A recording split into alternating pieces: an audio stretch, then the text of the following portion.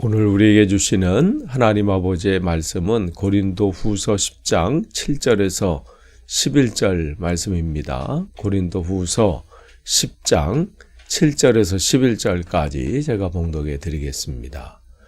여러분은 겉모양만 봅니다. 누구든지 자기가 그리스도께 속한 사람이라고 확신한다면 자기가 그리스도께 속한 사람인 것과 같이 우리도 그리스도께 속한 사람이라는 것을 다시 한번 스스로 명심해야 할 것입니다. 주님께서 우리에게 주신 권위를 내가 좀 지나치게 자랑했다고 하더라도 그 권위는 주님께서 여러분을 넘어뜨리라고 주신 것이 아니라 세우라고 주신 것이므로 나는 부끄러울 것이 없습니다. 나는 편지로 여러분에게 겁을 주려고 하는 것처럼 보이고 싶지는 않습니다. 바울의 편지는 무게가 있고 힘이 있지만 직접 대할 때에는 그는 약하고 말주변도 변변치 못하다 하고 말하는 사람들이 있습니다. 이런 사람들은 우리가 떠나 있을 때에 편지로 쓰는 말과 함께 있을 때 행하는 일 사이에는 아무런 차이가 없다는 것을 알아야 합니다. 아멘. 계속해서 우리가 이제 새벽 기도의 시간에 고린도후서 말씀을 나누고 있습니다. 우리가 매일매일 또 수많은 사람들을 마주하면서 살아갑니다. 그런데 우리가 알게 모르게 우리를 마주하는 사람들, 또 이런 사람들을 판단하고 또 평가합니다. 저 사람은 뭔가 대단해 보인다. 아유, 저 사람은 왜 저렇게 살까? 저 사람은 어떤 능력을 가졌길래 저렇게 잘 나갈까? 이렇게 나름대로 판단합니다. 그런데 우리가 다른 사람을 판단하는 그 기준은 무엇일까요? 안타깝게도 많은 경우가 눈에 보이는 것, 즉 겉모양, 겉모습, 이것으로 판단하고 거기에 현혹될 때가 많습니다. 세상은 외모, 학벌, 그가 가지고 있는 무슨 재산, 또 사회적인 위치, 이러한 겉모습, 또 겉포장이지, 그것으로 그 사람의 가치를 매깁니다. 문제는 이러한 세상의 기준이 교회 안에도 들어와 있다는 것이죠. 오늘 본문에서 사도 바울은 그것 때문에 아파하고 있고 그 문제를 지금 이야기하고 있습니다.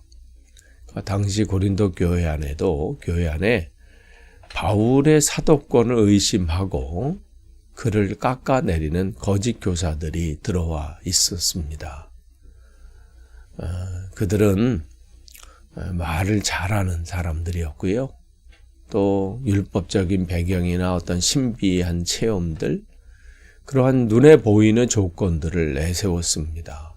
이에 비해 바울은 말도 좀 어눌했어요. 그리고 외모도 딱히 내세울 만한 외모도 아니었습니다. 게다가 육체적인 질병까지 있었어요. 그러니까 사람들이 바울의 겉모습만 보고 저가 정말 사도로서 충분한가? 이렇게 의심하면서 또 비난하기까지 했습니다. 오늘 우리가 이 말씀을 통해서 참된 영적인 권위는 겉모습에서 시작되는 것이 아니라 그리스도께 속한 사람은 어떤 태도로 살아가야 하는지 이런 부분들을 또 살펴보고자 합니다. 7절 말씀 보세요. 거기 보면 바울은 탄식하듯이 이렇게 얘기합니다. 여러분은 겉모양만 봅니다. 그랬어요.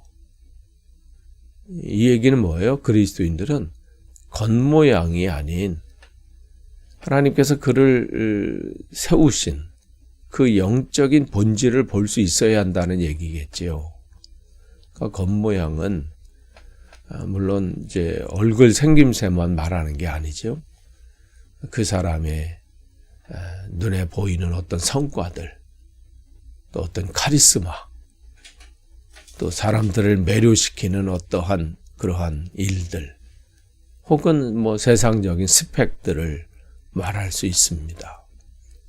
그러니까 고린도 교회 교인들은 눈에 보이는 그러한 화려한 거짓 교사들의 들은 이렇게 세우고, 눈으로 보기에는 뭐 외모나 또 병이 좀 있고 말이 좀 어눌하고 했던 그 바울에 대해서는 무시하는 사람들이 있었어요. 그렇지만 바울은 그들의 겉모습, 겉포장지, 껍데기만 보고 판단하는 그들에게 아주 중요한 영적인 원리를 제시합니다. 7절 하반절에 누구든지 자기가 그리스도께 속한 사람이라고 확신한다면 자기가 그리스도께 속한 사람인 것과 같이 우리도 그리스도께 속한 사람이라는 것을 다시 한번 스스로 명심해야 합니다. 이거 쉽게 말하면 이겁니다. 당신들이 예수님을 믿고 구원받은 하나님의 자녀라고 확신합니까?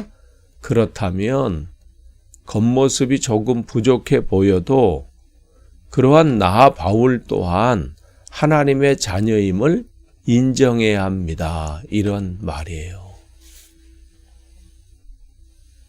그러니까 우리는 종종 나만이 옳다고 하는 영적인 우월감에 빠질 때가 있어요. 착각인 것이죠. 내가 저 사람보다 더 기도를 많이 하니까, 내가 저 사람보다 더 많이 봉사하니까 내가 더 낫다고 생각을 합니다. 그러나 이것은 영적인 교만입니다.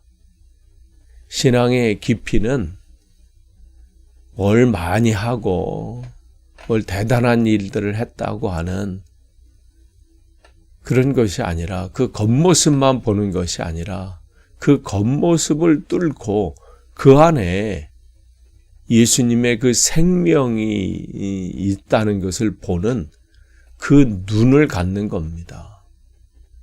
겉모습에서 우리는 많이 헤매이고 착각하고 교만에 사로잡혀 있을 때가 많아요. 여러분 교회 안에서, 또 여러분의 가정에서, 또 일터에서 거기서 만나드는 지체들을 여러분 어떻게 바라보고 계십니까?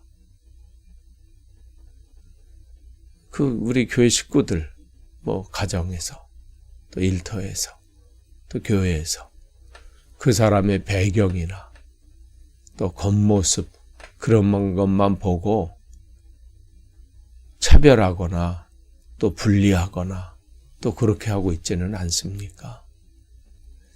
내가 하나님 앞에 귀한 주님의 자녀라고 한다면 나와 조금 다르고 좀 부족해 보이고 어떤 부분은 나와 맞지 않는 사람이라 할지라도 그 또한 하나님께, 주님께서 핏값으로 사고 그렇게 구원하신 귀한 자녀임을 우리는 기억해야 합니다. 그러니까 우리가 함부로 판단하고 함부로 대할 수 있는 사람은 없어요. 그러니까 여러분 안에서 이러한 영적인 눈이 열려지기를 축복합니다. 거기 보면 또 8절에 보시면 바울은 자신의 권위에 대해서 이렇게 선포합니다. 주님께서 우리에게 주시는 권위, 이런 권위를 내가 조금 자랑했더라도 그 권위는 여러분을 넘어뜨리라고 주신 것이 아니라 세우라고 주신 것이므로 나는 부끄러울 것이 없습니다. 그러니까 하나님께서 나에게 주신 권위의 목적은 뭐냐? 파괴가 아니라 세움에 있다, 이 말을 하는 거예요. 세상의 권위는 어떻습니까? 우리가 흔히 말하는 갑질이라는 말을 하잖아요. 남을 지배하고 누르고 억누르고 내 힘을 과시해서 상대방을 굴복시키려고 합니다. 그런데 사용을 하죠. 고린도 교회의 거짓 교사들이 그랬습니다. 그들은 자신의 영적인 권위를 사용해서, 그것을 가장해서 그 고린도 교회 성도들을 조정하고 그들의 자기의 이익을 도모했습니다. 그러나 하나님이 주시는 그 권위는 누구를 지배하고 다스리고 자기 이익을 추구하라고 주신 것이 아닙니다. 하나님이 주신 권위는 섬김을 위해서 주신 거예요. 바울이 편지를 통해서 때로는 엄하게 꾸짖습니다. 그러니까 이것을 잘못 받아들이는 이제 사람들, 특별히 이제 이 거짓 교사들은 저거 봐라. 저 사도라는 권위를 가지고 당신들을 이렇게 꾸짖고 있고 이게 억누르고 있고 이게 갑질이다. 이렇게 얘기를 하는 거예요. 그런데 바울은 자기가 때로는 좀 엄하게 편지를 통해서 당신들을 꾸짖는 것은 내 권위를 누리고 뭘 알아달라고 얘기하는 것이 아니라 당신들의 믿음을 바로 세우기 위한 것입니다.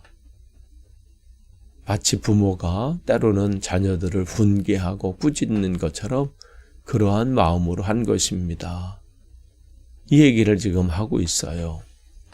여러분, 이 말씀을 통해서 오늘 우리 자신을 한번 되돌아보기를 원합니다. 하나님께서 저와 여러분에게도 직분을 주셨습니다. 목사로, 권사로, 집사로, 또 교사로, 셀리더로 여러 가지 직분을 우리에게 주셨지요. 근데 이 직분은요, 계급장이 아닙니다. 남들이 그렇게 계급장처럼 보고 또 그렇게 한다고 해서 그게 계급장이 되어서는 안 되는 거예요. 내가 이 교회 창립 멤버니, 내가 이 교회를 세웠느니, 개척을 했느니, 그렇게 함으로 더 무슨 뭘 누리기를 원하고 인정해 주기를 원하는 그러한 착각에서 빠져나오셔야 합니다. 우리에게 직분을 주신 것은 연약한 지체들을 더 섬기고 부족한 또 넘어진 자들을 일으켜 주라고 하는 그 거룩한 하나님께서 그 사명을 주신 거예요. 더 낮아지고 더 섬기는 자리에 있는 것이죠. 건물을 무너뜨리는 것은 금방입니다. 그러나 세우는 것은 오랜 시간이 필요하잖아요. 한 영혼을 세우고 또 그를 하나님의 자녀로 우뚝 솟게 만드는 것은 많은 섬김과 많은 수고가 필요한 것이죠. 기다려주고 참아주고 격려하는 수고가 필요합니다. 그렇기 때문에 내가 가지고 있는 이 직분은 그 한 영혼을 인내함으로 세우고 섬기고 그 자리에 기다려주고 그 역할이에요. 혹 내가 직분자라고 또 내가 이 교회에 뭔가 한다고 해서 내 말 한마디로 혹시 상처를 주거나 넘어뜨리는 것은 아닌지 우리는 매 순간 점검해야 돼요. 이것은 저에게 하는 말이기도 합니다. 내가 하는 말들, 행동들 괜찮았는지, 혹시 누구에게 상처를 준 것은 없는지, 바로 그런 부분들이지요. 또한 우리에게 이 9절, 이제 10절 말씀을 보면 고린도 교회 안에서 바울을 비웃는 이들이 많았어요. 바울의 편지는 무게가 있는데 직접 대할 때는 그는 약하고 말주변도 변변치 못하다. 이 말은 뭐냐면 편지를 보낼 때는 대단한 사람처럼 무서운 사람처럼 하지만 실제로 만나보면 그는 별 볼 일 없는 사람이다. 이중적이라고 조롱을 하는 것이죠. 바울을 직접 만났을 때 바울이 온유했던 것은 그 성도들을 사랑해서 참고 기다려준 것이죠. 그런데 사람들이 바울이 그렇게 온유하게 대하고 그렇게 하는 것을 보고 뭐라고 하냐면 뭔가 좀 카리스마가 약하다. 아니 너무 물러 터졌어. 이렇게 얘기를 하는 거예요. 그러니까 이에 대해서 11절에 단호하게 대답합니다. 이런 사람들은 우리가 떠나 있을 때도 편지로 쓰는 말과 함께 있을 때도 행하는 일 사이에는 아무런 차이가 없다는 것을 알아야 합니다. 바울은 자기가 하는 이 행동들은 자기가 믿는 그 주님, 그러니까 믿음과 행함, 이 모든 것이 일치한다고 지금 얘기하는 거예요. 말과 삶이 일치하는 사람. 그걸 지금 강조하고 있습니다. 그러니까 오늘 우리는 교회 안에서 어떠한 모습입니까? 또 여러분의 삶 속에서 여러분은 어떠한 모습입니까? 그것이 일치되고 계십니까? 기도하는 자리에서는 거룩한 언어들이 쏟아져 나오는데 내 삶의 일상에서의 언어는 어떻습니까? 교회 문을 나서서도 똑같은 그러한 행동 양식이나 언어의 모습들이 나오고 계십니까? 끝을 맺습니다. 오늘 이 말씀을 통해서 우리가 다시 한번 나 자신을 누구를 바라볼 거 없어요. 누가 어떻다가 아니라 나 자신이 하나님 앞에 어떠한 모습인가 이것을 점검하시고 그것을 한 걸음 한 걸음 주님 앞에 온전히 세우면 하나님의 나라는 확장될 수밖에 없는 것이죠. 오늘도 그러한 귀한 기회를 주님께 주셨습니다. 그 은혜를 누리시고 그 기회를 살리시는 복된 하루 되시기를 축복합니다. 기도하겠습니다. 하나님 감사합니다. 오늘도 주님의 은혜 가운데 주님 말씀으로 하루를 시작합니다. 말씀이 나를 비추어서 오늘 우리가 새롭게 되어지는 귀한 시간 또 귀한 결단이 있는 이 시간이 되도록 인도해 주옵소서. 예수님의 이름으로 기도합니다. 아멘.